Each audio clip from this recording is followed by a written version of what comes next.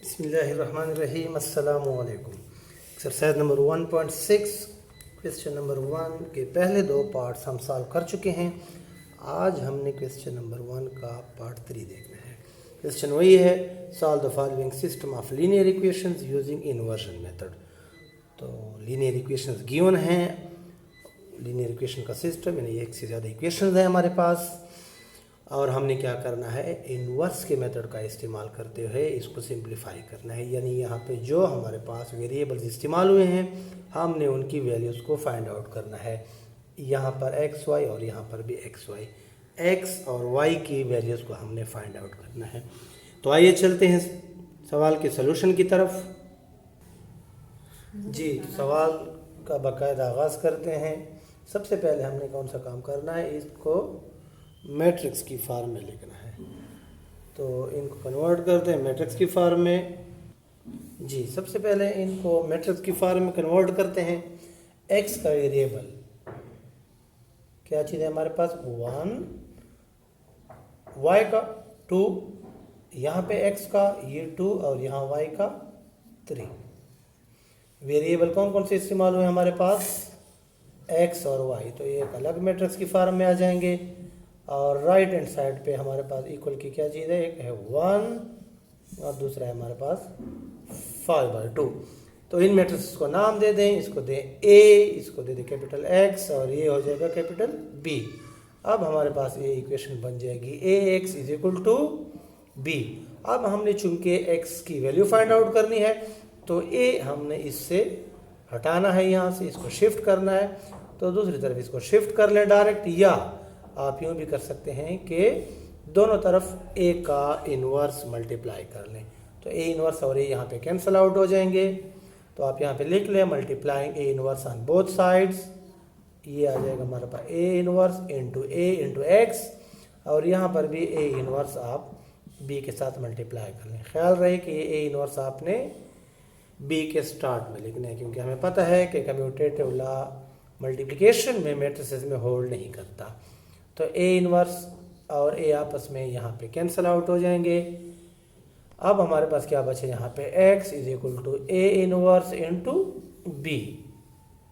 तो ए हमारे पास एक इक्वेशन आई। अब x की वैल्यूज हमारे पास कैसे फाइंड आउट होगी, उसके लिए हमने a का मल्टीप्लिकेटिव इनवर्स फाइंड करना होगा, और b मैट्रिक्स तो हमारे पास पहले से मौजूद है। फिर इनको क्या कर लेंगे, आपस में मल्टीप्लाई कर लेंगे। इसको नाम भी दे सकते हैं इक्वेशन 1। अब सबसे पहला काम हमने क्या करना है, ए का मल्टीप्लिकेटिव इनवर्स फाइंड आउट करते हैं। तो ए के मल्टीप्लिकेटिव इनवर्स के लिए हमारे पास फार्मूला है one by determinant of a into adjoint of a. तो क्या करना है, सबसे पहले ए का डिटर्मिनेंट फाइंड आउट करते हैं, डायरेक्ट कर लेते हैं। यहाँ पे देखें मैट्रिक्स से यहाँ से उठा लें 1, 2, 2 और 3। तो प्राइमरी डायगोनल इनको आपस में मल्टीप्लाई करें 1 इंटू 3, और इनका जो रिजल्ट आएगा उससे हमने क्या करना है, सब्ट्रैक्ट करना है, माइनस करना है सेकेंडरी डायगोनल का प्रोडक्ट। तो डिटर्मिनेंट ऑफ ए कितना आ रहा है हमारे पास, 1 into 3 3 minus 4। Finally determinant of a हमारे पास आ जाएगा -1। एक प्लस का एक माइनस का, माइनस होंगे और साइन बड़े वाले का, तो -1। अब एक और चीज़ भी हमने फाइंड आउट करनी है, क्या चीज़ है वो, एडजॉइंट। एडजॉइंट ऑफ ए भी मालूम कर लेते हैं, फिर इस फार्मूले में इसको पुट करते हैं। एडजॉइंट ऑफ ए यहाँ से इसको कर लेते हैं डायरेक्ट। ये हमें पता है प्राइमरी डायगोनल, मेन डायगोनल या लीडिंग डायगोनल भी जिसे आप कहते हैं, इनके हमने पोजीशन चेंज करने हैं। 3 1 की जगह आ जाएगा और 1 3 की जगह आ जाएगा। और सेकेंडरी डायगोनल में इन दोनों के हमें क्या करने होते हैं, साइन चेंज करने होते हैं। तो +2 बन जाएगा -2, और ये भी +2 है, ये भी बन जाएगा -2। तो दोनों चीज़ें अब हमारे पास मालूम हो चुकी हैं।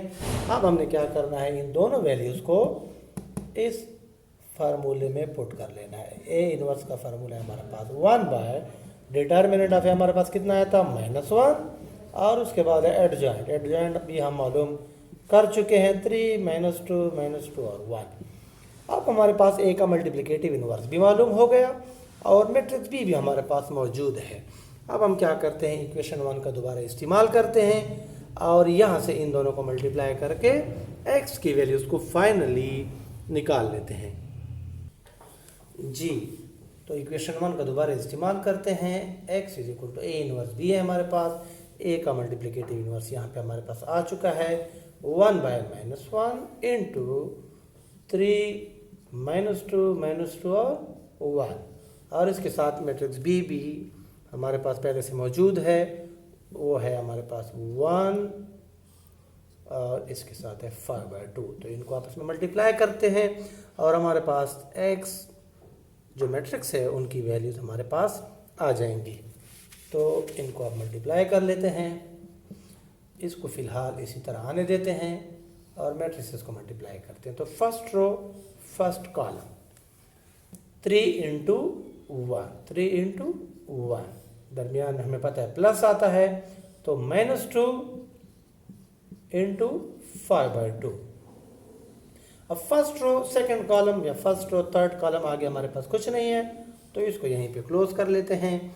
अब सेकंड रो फर्स्ट कॉलम -2 × 1, 1 × 5/2। अब इनको सिंप्लीफाई करते हैं, ये x इधर हमारे पास आ रहा है 1/-1, फिलहाल उसी तरह आ जाए, 3 × 1 3।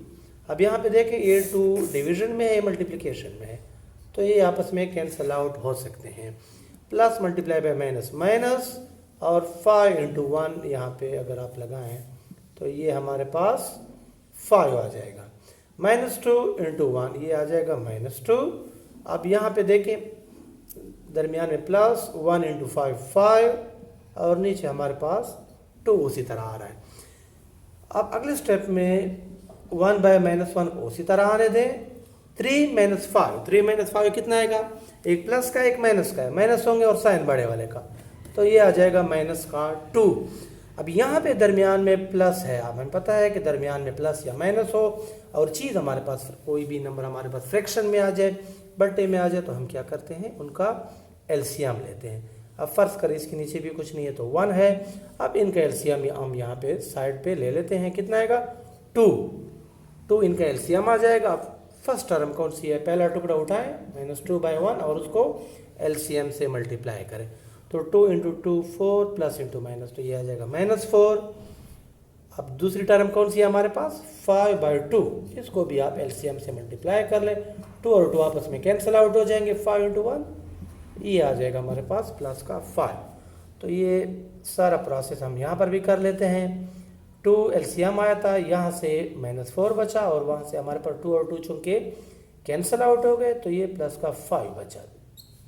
अब आगे जाके इसको मज़ीद सिंप्लीफाई कर लेते हैं। लेफ़्ट हैंड साइड पे हमारे पास x उसी तरह आ रहा है और -1/1 यहीं पे रख लेते हैं, -2। अब इनको ज़रा मज़ीद सिंप्लीफाई करें, एक प्लस का एक माइनस का है, माइनस होंगे और साइन बड़े वाले का, तो ये आ जाएगा प्लस का 1/2। अब ये 1/-1 यहाँ पे हम क्या कर लेते हैं, मल्टीप्लाई कर लेते हैं दोनों के साथ। या आप डायरेक्ट इस तरह भी कर सकते हैं कि -1 पे दोनों को डिवाइड भी कर सकते हैं, या यूँ भी आप कर सकते हैं, जैसे आपको आसानी हो। -2 × 1/-1 और 1/2 से भी इसको मल्टीप्लाई कर लो, 1/-1, ठीक हो गया। अब x को यहाँ पे हम रिप्लेस कर लेते हैं, हमें पता है कि x का जो सेट है हमारे पास वो है x और y।